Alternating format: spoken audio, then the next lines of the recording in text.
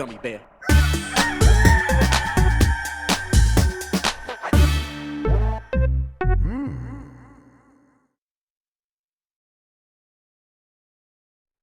It's the internet. You're busy. Let's do this for September 16th, 2022. For the next hour or so, let me help you sort through the world of gaming on Game Mess Mornings Live with me, Jeff Grubb. Today, Microsoft is sending Phil Spencer out to defend against Sony's efforts to stoke up regulators. But first, please join me in welcoming today's co-host to Game Mess Mornings. It's Danielle Riendo. I was trying to get the last name right, so I screwed up the first name. Danielle, good. How are you doing? I'm glad you're here. What's going on? Thanks. Well, thanks for having me on, first and foremost. I appreciate it. Thank you for coming on. I appreciate it. Once upon a time, I guested upon this fine network's beautiful arrangement of shows a little bit more often, and then I went to go be the editor-in-chief at fanbyte.com, for a few years. I was a little bit more behind the scenes for a while, it's... some things went down yesterday. Yeah, it was a weird day. Wasn't the best day. I don't know what you could say, what you feel comfortable saying. I'm not here to try to get you to air dirty laundry or anything like that. Of course. I will say that it does seem like, in general, a bunch of corporations being pretty cowardly after being so gung-ho about trying to start stuff up and then pulling the ripcord at the first sign that things are going their way, right? I mean, that's in general how I feel about a lot of what's been happening the last several years, and in the last week especially. Yeah, the last week has been like a bloodbath in games media, like an absolute bloodbath. And it seems like a lot of what happened at G4 was really, really, really rough as well. I can't talk obviously specifically about what happened at my site. All I can say is, Jesus Christ, games media. Like it can be rough at times, Yeah. But I do want to say, if I have my little moment here to say, please, absolutely. The folks at Fanbyte, there's still folks at Fanbyte. There's still a team there. Something like 2/3 of us did get laid off yesterday. Really a huge bummer. And please, if you're out there and you can hire someone, hoover up that talent, because I was real greedy and I tried to pick off as much talent as humanly possible and put it together into a really, really, really incredible assortment of awesome writers, podcast producers, podcast hosts, streamers, all those cool things. So yeah, I'll say that what you guys were building over there, that team you guys were building, it was obvious to me that had you been given the runway, it would have turned into something that would have been just self-perpetuating and always growing and building an audience, because you guys had such a voice, and all that requires is time, and it's just a real shame that you didn't get the opportunity to see it through. But it stinks serving other masters, and it just turns out we don't have many options where that we don't get to do that, or we don't have to do that. It's people point and say, hey, you can go be a YouTuber now and you're on your own. No, YouTube is your boss in that situation, and it's just as the scary. algorithm's still your boss. No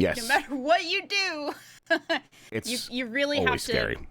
Yeah, you really have to be beholden to a lot of tech and a lot of policy that you have nothing to do with creating and nothing to do with sort of influencing in a lot of ways. You really are we're all kind of beholden to Google in some ways. We're all kind of beholden to various platforms in a lot of ways, and that's incredibly challenging, especially when you're building a really diverse team of fucking awesome weirdos in some ways too, right? That could be a huge challenge as well. So I'm proud of it, but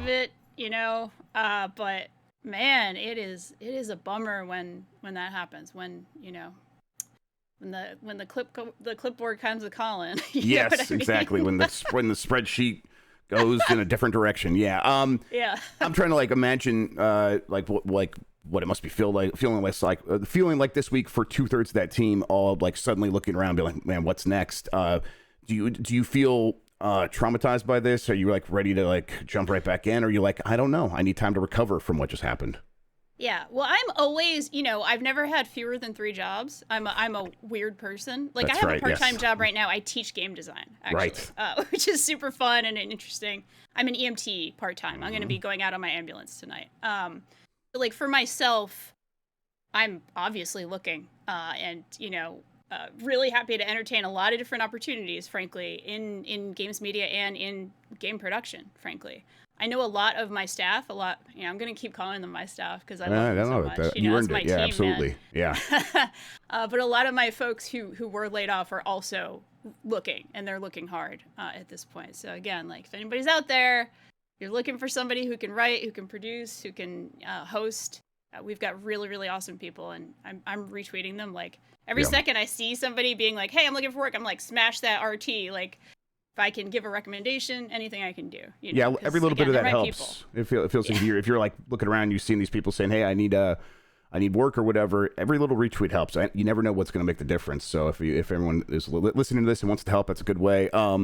I am going to try to get as many of your folks on here as possible. So I'm going to have a few on next week and the week after that. So and let them know if anyone wants to come on the show. Tell them to reach out to me because I definitely want to make it happen. I'll reach out to Imran when he gets back in the country and all that stuff. But yeah, when he gets back, exactly. Imran has been he's at TGS and he's in another country when he found out. Yeah, huh? Yep, it happened again to him. It was like a real. I believe that happened to him once before, where he was somewhere else when the mass layoffs happened, and I'm like, I don't mean to like laugh. This is like gallows humor kind of thing. Absolutely, you know, where it's like, so grim and dark you can't help but laugh at a certain point. Yeah, what an industry, you know. Like you gotta.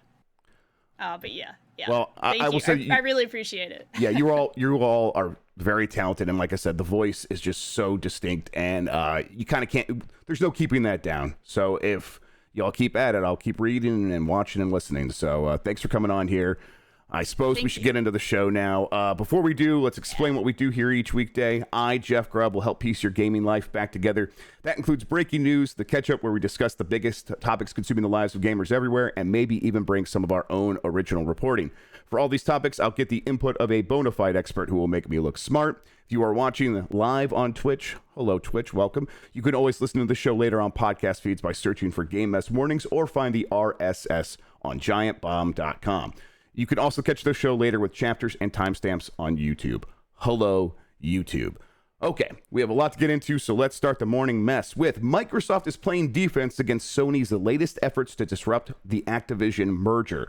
From Sony, Sony is going out here and saying things like this right now. They're talking to the press and they're going back and forth. And I had a hunch that this would quiet down after last week's sort of fireworks between these two companies, where they did start going at each other in the press. It's not going that way. So Sony has gone out and said, by giving Microsoft control of Activision games like Call of Duty, this deal would have major negative implications for gamers and the future of the gaming industry. We want to guarantee PlayStation gamers continue to have the highest quality gaming experience, and we appreciate the CMA's focus on protecting gamers. Of course, the CMA there, not the Country Music Awards. That's the FTC equivalent. Yeah, the FTC equivalent in the UK. As powerful as the Country Music Awards are, they're not quite that powerful. This is something we talked about earlier this week. So we've had some more developed since then. Microsoft responded to that by saying it makes zero business sense for Microsoft to remove Call of Duty from PlayStation, given its market-leading console position. Now, that is one sentence that serves a couple of purposes, where it's Microsoft saying, we're acquiring Call of Duty. We keep saying we're not going to take it away from PlayStation. Also, we won't be the market leader even after this. That will still be PlayStation. So how can this be that? This is just us trying to compete. This isn't anti-competitive. Now, Phil Spencer has said more, but so like up to this point, Danielle, what do you think is kind of happening here?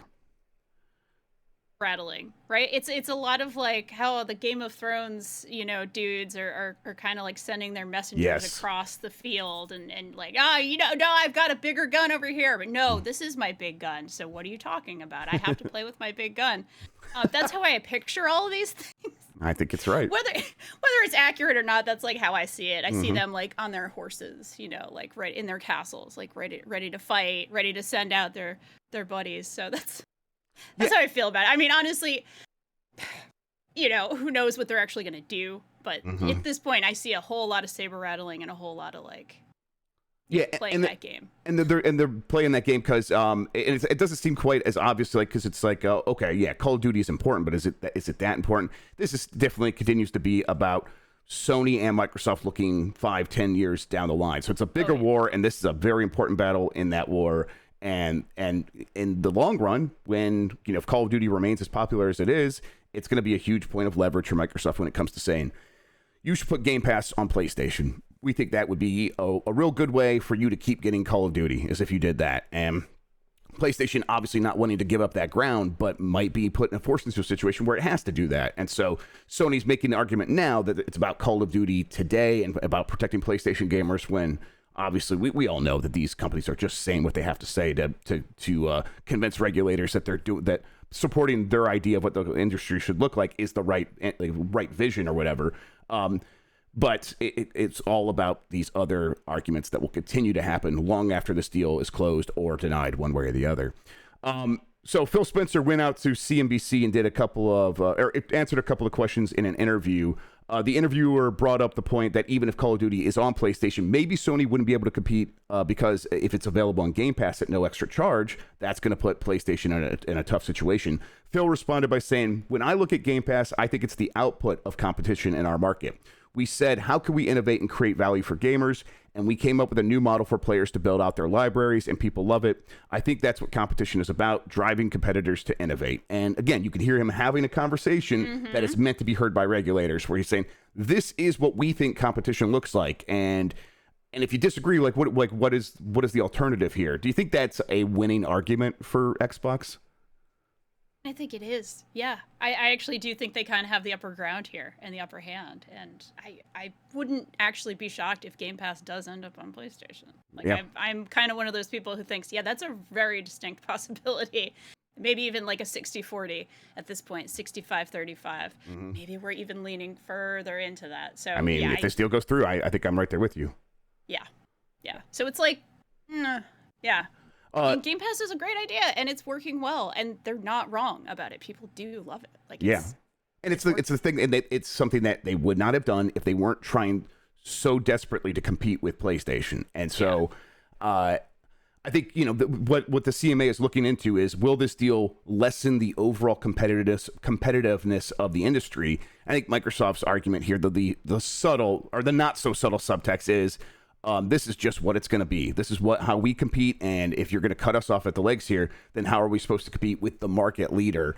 And all this is going to do is force Sony to find new ways to compete and innovate, and so in the long run, this is better for the industry. And we have no idea if that's true or not. This regulator will try to look into that, but it's an argument that sounds right when you first hear it, and that's kind of all they need to be doing when they're trying to convince a board that gets to decide whether or not the deal goes through unscathed or if you have to make a few concessions. And that's all still to be determined. Spencer also addressed the concern that Sony might have after Xbox, when Xbox made all the Bethesda games exclusive for the most part. And it's like, well, you did that, so what is happening here? Why are you saying Call of Duty won't go that way? How can we trust you? And Spencer's trying to kind of walk a fine line here, where he said, exclusivity is just something that has been a backbone of our industry for an awful long time. But we made a move a few years ago to ship our games on PC at the same time as console. We obviously make them available to almost anyone with a web browser. You can go to xbox.com/play and play our games via the cloud. So we're about giving players more access to our games going forward. That's our goal. And again, it's like, okay, well, that doesn't necessarily answer the question about what does this mean for Sony's ability to compete?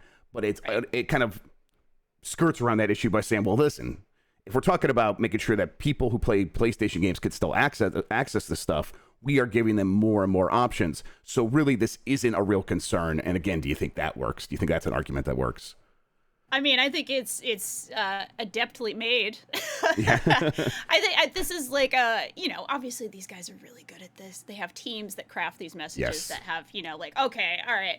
They go into their war room and they're like, okay, what's the message for this? We have these 3 specific arguments. Hit these points, hit these points, hit these points. So, I mean, I think it does work. It does work in terms of okay, you're talking about accessibility and doing right by the consumer.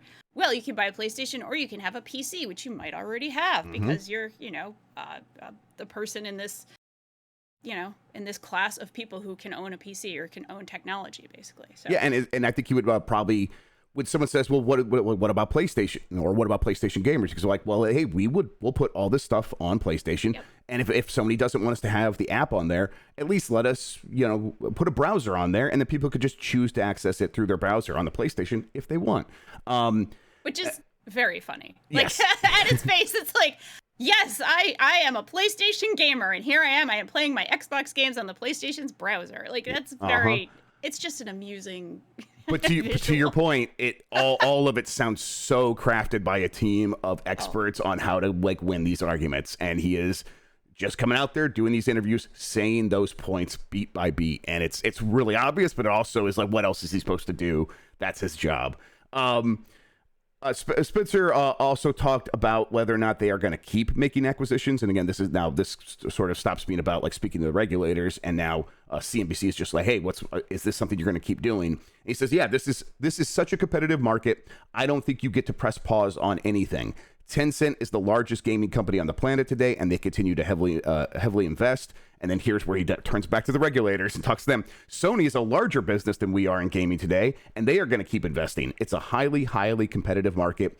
We strive to be a major player here. We want to keep delivering great content for our players. We're going to remain active, whether that's investing in our internal teams or whether that's about building new partnerships. So I don't think it's too surprising to hear that the company with all the money in the world is going to keep spending that money, right? Of course. And yeah. I just appreciate, again, the sort of Shakespeare aspect here. He's telling one message to one audience, one message to another audience. He's doing it. He's spinning one plate with one hand. He's like, hey, and over here, and over here, and over here, and over here, and over here. And it's like, it's effective messaging. It's right. Really you're right. He's like speaking to the gallows and also speaking to the regulators and also speaking to CNBC. That's a very good analogy of what's happening here, where he's crafting the message in such a way that like gamers can get behind it or whatever. And regulators will be like, well, he's got a good point. He's doing good things for competition. We want to hear that.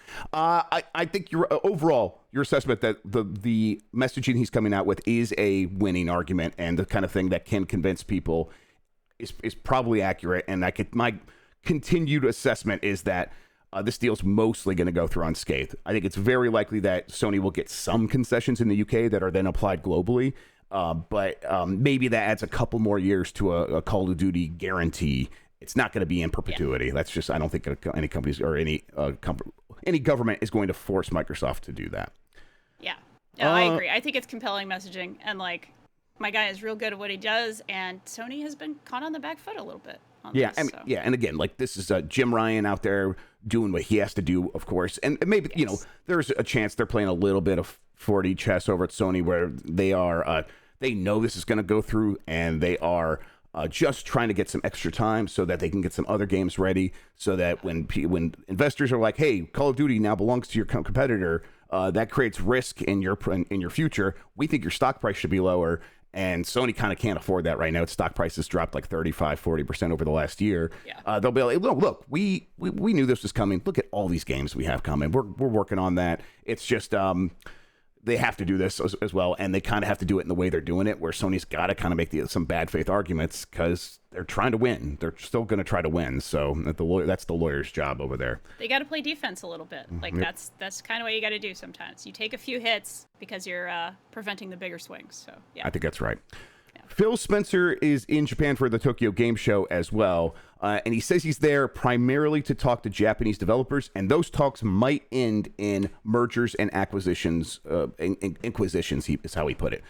Here's the quote. This also comes from his interview with CNBC. One of the things I love about getting to come here to Tokyo is the developers I get to meet with and the new partnerships we have with studios like Kojima Productions. We're also going to have talks with our existing publishing partners and independent creators about games that we want to build. And if that ends in inquisitive M&A work, which is mergers and acquisitions, well, we're active there too. So the work for us never ends. It's a competitive market, and I want to ensure that Xbox is at the forefront of innovation and competition. He also goes on to say, more than anything, I'm spending time in meeting rooms with developers and controllers in my hands, talking about what those developers are building and the vision they have for their next creation, however that might show up, whether that's in cloud or anything else, is how we finish that thought. He has made some deals in Japan. We know about the Kojima Productions thing. That's been confirmed. That's real. It's happening. Do you think that do you think the Kojima deal and now him being in Japan, showing face, making a big deal about him going to the Tokyo Game Show, getting in these meeting rooms, does that lead to a lot more Japanese developers opening up to the concept of working with Microsoft? I don't know about a lot, but I think it certainly will make an impact on some level. My hat is off to like the team that crafts these messages, because this idea of like the controller in hand, it's like this very like, I have gone, and now I am boots on the ground. He literally said boots on the ground. I didn't include it. Yes! I don't think. Yes, he literally said boots on the ground. That's incredible. You're so right. Perfect. Like, he just, like, he knows the controller in hand. Controller in hand, boots on the ground. The phrases that sound good, I think, to people. And I think, you're absolutely right. And it's, maybe, and that might be a big difference. And who knows if this is a substantive difference between Jim Ryan and Phil Spencer. Phil Spencer feels like he's got a team that is helping him craft these messages, and Jim Ryan just shoots from the hip. He's just going. He's just going. He's like, I don't care. I made a lot of money, and I know what I'm doing. Business. And listen, business. And maybe he gets that benefit of the doubt there at Sony. He has made them a lot of money. He is the one. He's in charge of the one division at Sony that's consistently profitable in the last 10 years. And so, they're kind of relying on him to be big, and I think he's trying to do that. It's just occasionally he oversteps. But Phil Spencer definitely very good at speaking that corporate language that also appeals to the gamers and everyone else, like you said earlier about the Shakespeare thing. I'm not going to get over that, actually. He's Shakespeare. Yes. I've clearly made the analogy. Yeah. He and his team are Shakespeare. Exactly. The final piece here from the CNBC interview, Phil Spencer reiterates that Xbox isn't raising the price of the Xbox. I don't think we can ever say on anything that we'll never do something. When we look at our consoles today, we think value is incredibly important, though. We love the position of the Series S in the market. Over half of our new players are coming in through the Series S. I can definitely say we have no plans today to raise the price of our consoles. We think in a time when our customers are more economically challenged and uncertain than ever, we don't think it's the right move for us to be raising the price of our console. Once again, this is like expertly targeted, perfectly crafted to sort of dismantle the blog post written by Jim Ryan to say, hey, we are raising the price of the PlayStation 5 in every territory except for the United States because we know people are suffering. It's basically how he wrote it. He basically said, listen, we know everyone out there is paying more for everything, and so, baby, we got to raise the price of the PlayStation 5. And so, wait, what just happened? Why'd you start with, like, the sympathizing to say, give us more money? And whatever, they could charge more, and they'll get away with it. People will pay more for a PlayStation 5. But that messaging was weird, and here he's just like, Phil Spencer, I was going to call him Microsoft Spencer. Microsoft Spencer. Dismantling that, right? It's once again, sounds really good to a lot of different groups.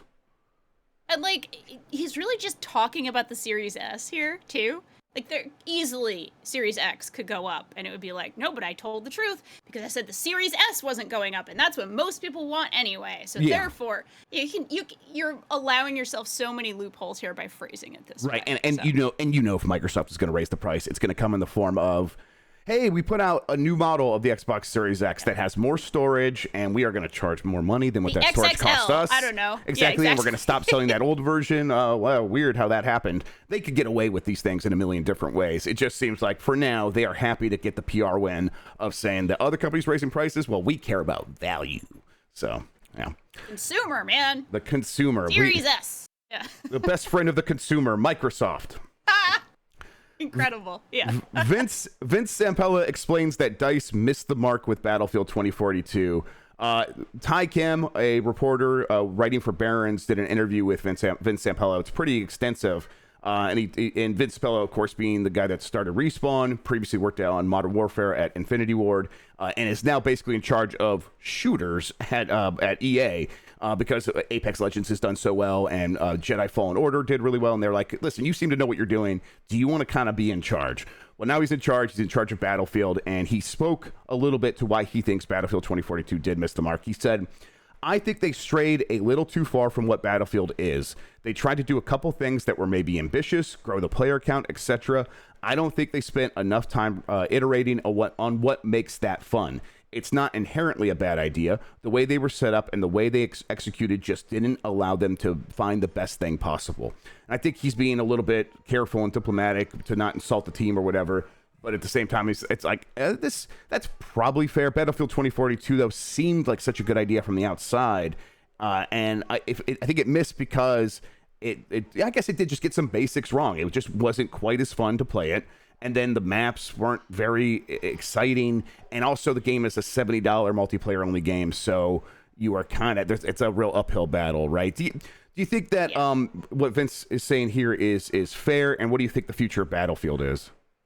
I think that's fair. And honestly, like this feels like I like to think a lot of the times about like, oh, okay, if some executive, in a very, very high position is, kind of dissing a game, I'm always very, very interested in how they're putting it. Like, yes. I'm very interested in like, all right, are you throwing them under the bus, or are you being like, look, it was a bit of a fuck up, but it's not like all the ideas were bad. There's like some good and bad here. This does feel like a kind manager really trying to help somebody.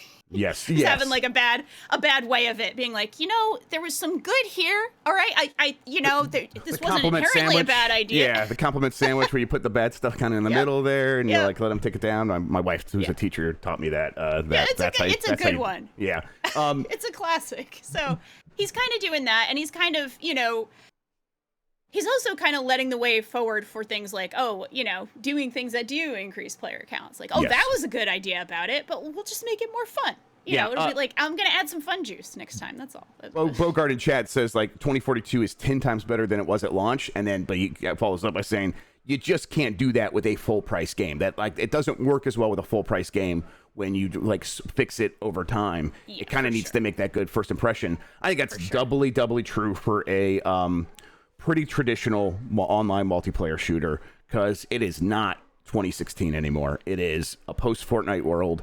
It is a world where you've got Apex Legends, you've got a million different shooters that are giant, and Apex Legends is an EA game. They should have known this before they put it out. But regardless, there's too many free-to-play options for people to say, I am going to try to convince my friends to come spend $70 on this game with me. When they say, can we just play Fortnite instead? I'm going to give in and say yes, because I know that I'm then going to have to convince them that, okay, well, let's give it time to get better. It's a real tough uphill battle. Now, it worked in the past for stuff like Rainbow Six Siege. It wasn't quite full price, though, if I remember. And also, it's a game that was kind of building back up before we made this major switch over to Fortnite and all these other battle royales and things like that. So it had a little bit of an advantage there. If you have like an IP that has like universal appeal, obviously Battlefield is a very important IP, but something like a massive license, a Marvel license, some kind of, Star Wars or something like that, you can maybe get away with certain things because some folks will be on board regardless. Yeah. But yeah, I don't know if that Battlefield itself was big enough of a sell for that particular uphill battle. Right. And it maybe felt, I could get at EA being like, maybe it is right before it comes out. And then as soon as it's out, it's like, oh, nope, it actually wasn't. It isn't. We need to rethink this stuff for next time. You could kind of convince yourself, this is one of the best-selling franchises of all time. People do care. And it's like, well, things have changed since the last Battlefield came out, guys. Do we still know that that's true? And I think we found that it wasn't exactly the case. That's all that said. I do really think Vince Zampella has been through it. He has repeatedly created really successful games. Yeah. The Respawn method of making games, which I talk about on the show all the time, of giving developers a really long time to prototype and then like just honing those ideas into the best versions of themselves and then putting out that game. Yeah, please make games that way. That sounds like the best way of doing things. So let's get more of it. Yeah, like, game design, exactly. Game design, so. Yes, exactly. I say it's the Vince Zampella method. It's actually Mark Cerny originally came up with that, called the method. So yes. Uncharted Legacy of Thieves Collection arrives on PC on October 19th, 2022. This is from Rochelle Snyder, Senior Manager Communications at Naughty Dog. She wrote this on the PlayStation blog. We're honored to announce that the Uncharted Legacy of Thieves Collection arrives on PC October 19th. Here's some really worrisome news. They said they thank their partners at Iron Galaxy. So that clown Dave Lang got his hands on this. I don't know if we could trust anything that he works on. Right? This is a big issue to me, anyhow. Red flag. Yeah, red flag. Absolutely. Oh no. I'll have to see it for myself. I don't know. This version of the Uncharted Legacy of Thieves collection is optimized for PC with PC-centric quality of life enhancements, such as reimagined UI, scale sliders, GPU and VRAM detection, and variable load speeds. They also have stuff like ultra-wide monitor support, adjustable texture and model quality, and anisotropic filtering, which I think I always try to remember what anisotropic filtering is. I think it's when a texture's at an angle and like going away from you, it filters it to make it look good. I think I can't ever remember though. They're like, they're going to have adjustable shadows, reflections, ambient occlusion. Then they added a bunch of stuff like that's like, okay, specific to PC in terms of upscaling, specifically AMD Fidelity FX Super Resolution 2, which is the very impressive tech from AMD that's pretty equivalent to DLSS. So you can get some pretty good frame rates while the game still looks very high resolution. That's all the kind of stuff I want to hear when someone's saying, I'm bringing a big game to PC. And also, it only costs $50. So I think I might be ready to check out Uncharted 4 again. How about you? Yeah. I mean, I actually never finished the game first time around, so I'm kind of like, yeah, this could be it, I guess. Right. I was trying to use it as an excuse to once if I didn't finish a game, it's on PC now. Especially now I have the Steam Deck. I'm like, maybe I could. I don't always actually end up following through with that, but I get big eyes. That's for sure. The big eyes. It's a big thing too. It also ties into so much what we're talking about with Sony here too, with the strategy that Sony, Naughty Dog has been. Oh my God, going hard with re-releases, with not up-resing, because these are remasters. There's a lot more work that goes into that. Somebody doesn't just plug in a bunch of numbers. Obviously, a massive amount of work goes into this. But it's kind of like, okay, we're really going hard on this, and it's here, and look at this, and we've got these beautiful things. It's going to PC. Yep, it's going it's leaving PlayStation. I mean, you get the sense that at PlayStation right now, every dollar counts. They're raising the price of the console while putting out a console that costs less to make. They are putting a lot of stuff on PC. They plan to put out a lot more this year than they did last year. And again, it's like, other parts of Sony aren't doing so hot. So PlayStation needs to, do everything they can. And any dollar they leave on the table is a failure. And so we can't leave any money on the table. And if that means that they're going to, from the gamer point of view, if the consumer actually picking this stuff up, if you get a really good version of this game that runs great on PC and has all these optimizations, that's fantastic. That's the right way of doing things. And it makes me want to support Sony and say, yeah, okay, cool. I'm playing games on PC. I'm glad that you're meeting me where I'm at. I will happily make sure that you get another, $50 or whatever. So yeah, it's going to be coming to Steam and Epic. Especially if you're a Sony fan and you couldn't find a PlayStation 5. That was me for a year. A full ass year. And I tried. Yep. I had many younger millennials helping me try to find a PlayStation 5, and it was a uphill battle there too. So Jacob PV in chat says what everyone's really thinking though. If they really, he didn't say this part, but if they really cared about gamers, they would put Bloodborne on PC then. That's a From issue. That's From kind of not being able to unlock the gate to get inside the Bloodborne code, which I think they kind of need to, is my understanding. I've said that before, and they're just so busy with Elden Ring that it just, who knows if that's going to be able to get on the table for them. So maybe hopefully, that Elden Ring DLC one day too. Yeah, get through that and then go back to Bloodborne. Finally, for the news before we get to the catch up, Street Fighter 6's closed beta is set for next month. This comes from Jordan Midler at VGC. Capcom has announced that the closed beta for Street Fighter 6's Battle Hub will take place next month. As revealed during Capcom's Tokyo Game Show 2022 online program, the closed beta will be held on PS5, Xbox Series X, and PC for 3 days. The beta will feature crossplay for all three platforms. Players can sign up for the beta test here. And there's a link. I meant to get the link, and I never actually got that, everybody. So just Google Street Fighter 6 closed beta and go for it. The closed beta test will include ranked match, casual match, battle hub match, open tournament, extreme battle, game center, and training mode.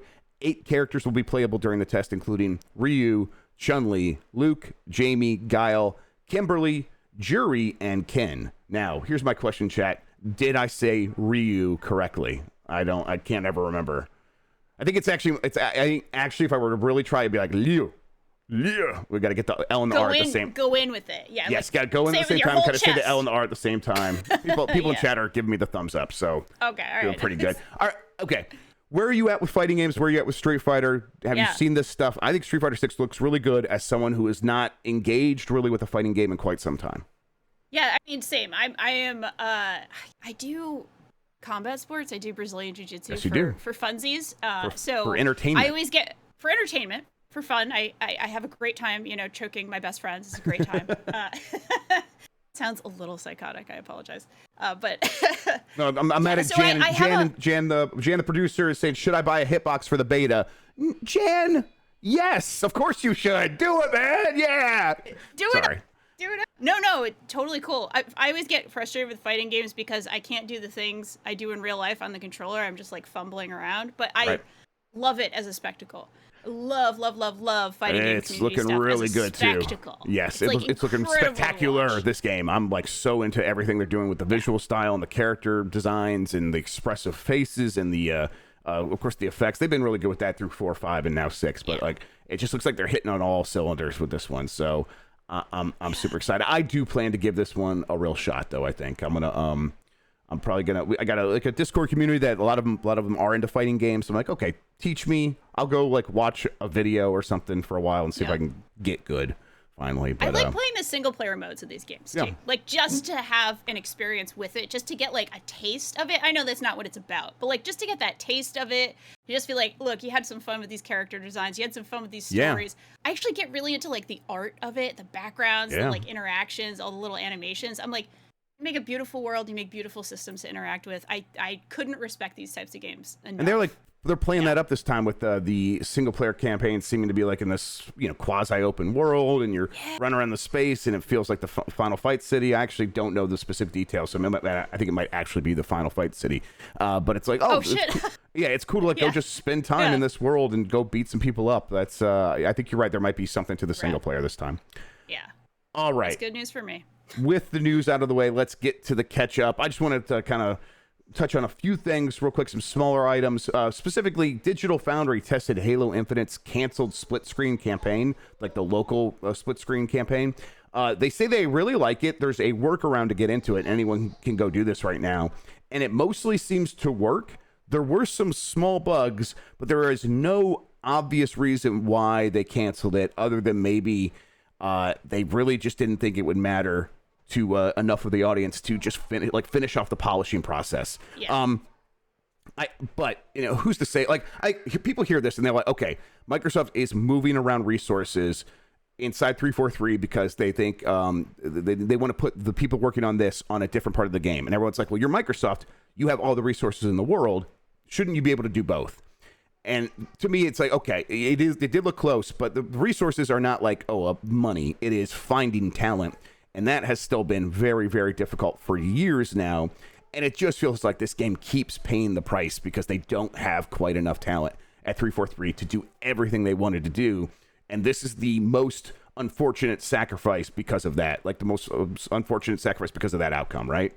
Yeah, no, I completely agree. And like, my God, I know GoldenEye just, got announced for the Switch Online and Xbox for Games Pass. And I'm kind of like, oh my God, Halo, like actual modern mechanics, but that style of like split screen, couch co-op, like you're sitting there with your buddies, like that's amazing. Like that's when I grew up playing multiplayer games. That was it for me. I was like 13 when GoldenEye came out. So it was like perfect time in my life. And that's what I want from a lot of these games. So honestly, a big bummer. And also, I'm sure they're probably, like, oh, if we can't put enough resources into it, we'll just get made fun of. We're just going to be the butt of a joke with this mode. Right, yeah. We might as well not deal with it, which I get and I understand, but personally feel like it's a huge bummer because I love that kind of shit. And it's so hard to, understand, like, what happened here. They won't tell us that part of it. So when you have Digital Foundry who are, experts in, like, at least going in and noticing the graphical side of things and them saying, listen, we're not encountering any real bugs. There's some small stuff like it was daytime for one player and nighttime for another player, and of course you would want to do something about that before you shipped it, but that doesn't seem like the hardest thing in the world to figure out. Of course, I'm not a developer, so I don't know. Maybe it's enough of those small things, or maybe there's some things that the Digital Foundry didn't stumble into that were way more broken than we know, and when you let everyone go do this, like, that stuff will get uncovered, and maybe they are trying to avoid that. It just seems strange though when people can go play it right now by just doing a couple of things in the menus to unlock it.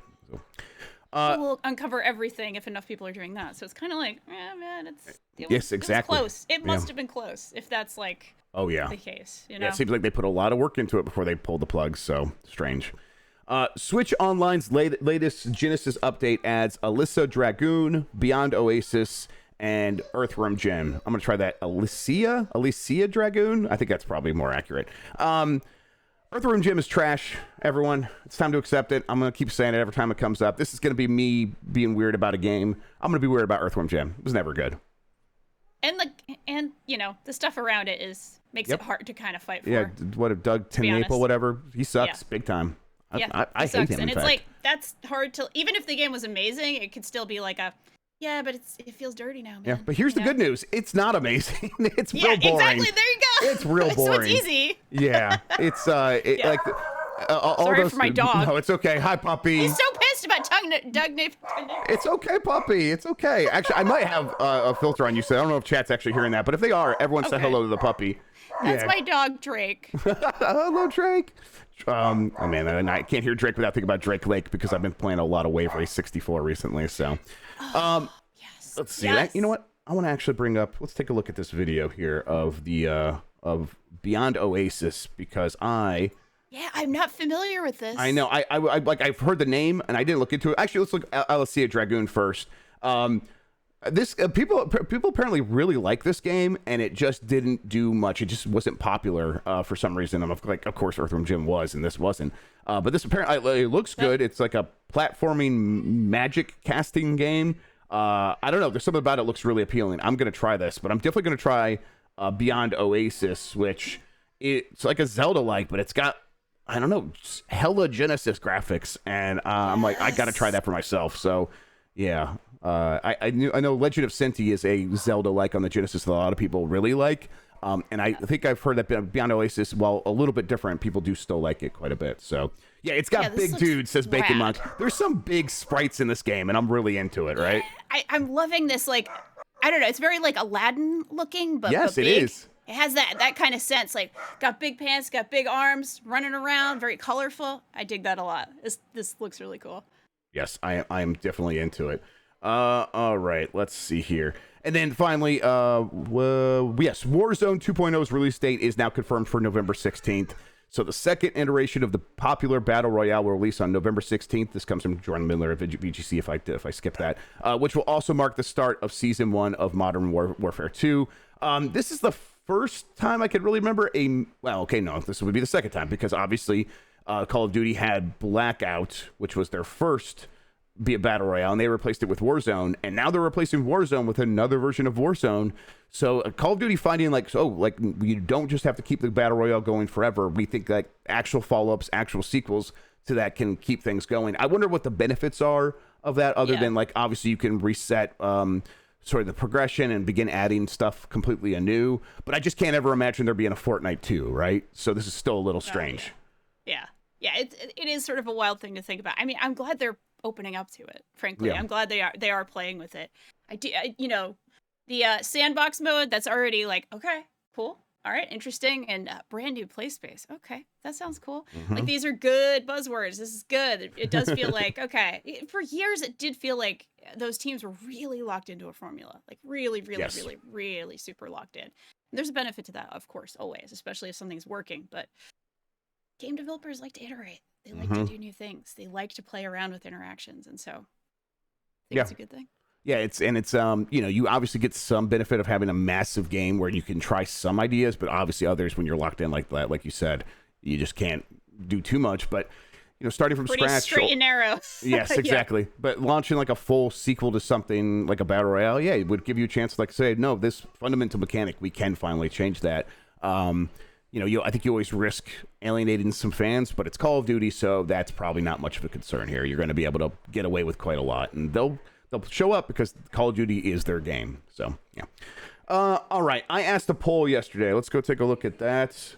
How many controllers do you own for your main gaming device? And I said 1, 2, 3, or 4+. And by far, the number one answer was 2 controllers for their main gaming device, with 42.7% of respondents answering that one.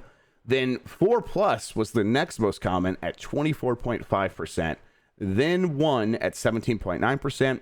And 14.8% said 3. So this might be a little skewed just based on my audience, right? Yeah, I was gonna say it's very funny, like how few people have 3 controllers. Yeah, it's like that. What are you doing with 3? Disgusting prime numbers. Get out of here. We don't want you in here.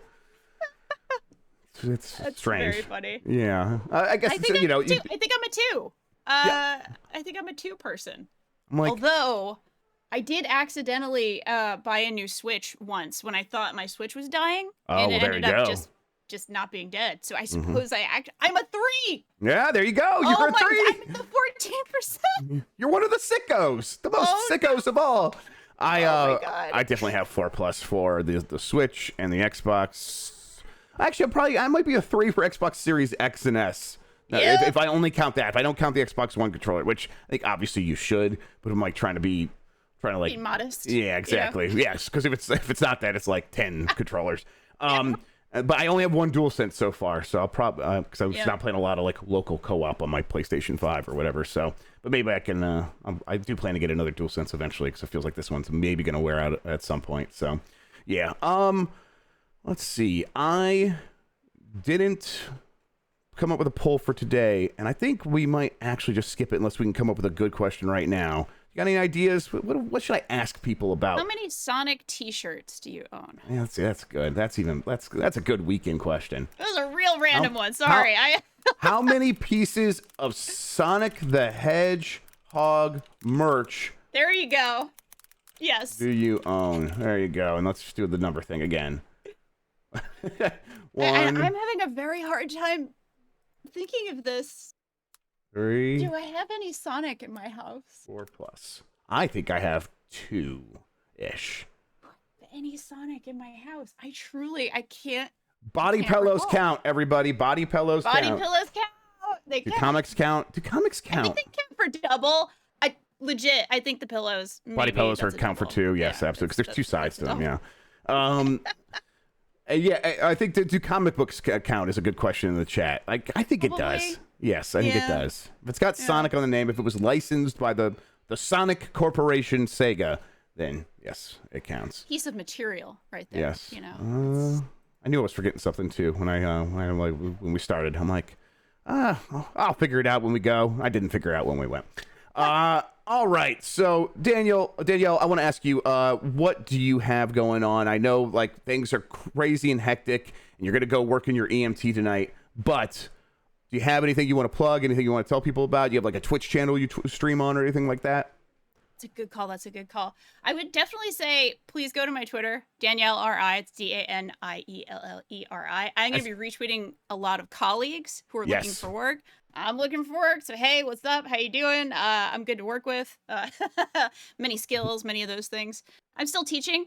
I teach part-time game design, which is super, super fun. We're actually wrapping up a quarter this Sunday. So I have a whole lot of like final students' game design documents to look at, which will be super fun. Oh, that's fun. And I am working on a sort of secret project. I am working on a game right now. Oh, fantastic. Sort of myself and a couple of, you might say some ex-Fanbyte folks. We might be fantastic. Making a little game. So yeah, go to my Twitter, Danielle RI. I will never shut up about the work that I'm doing. So that's a promise to you, dear Twitter, dear Twitter follower. So yeah.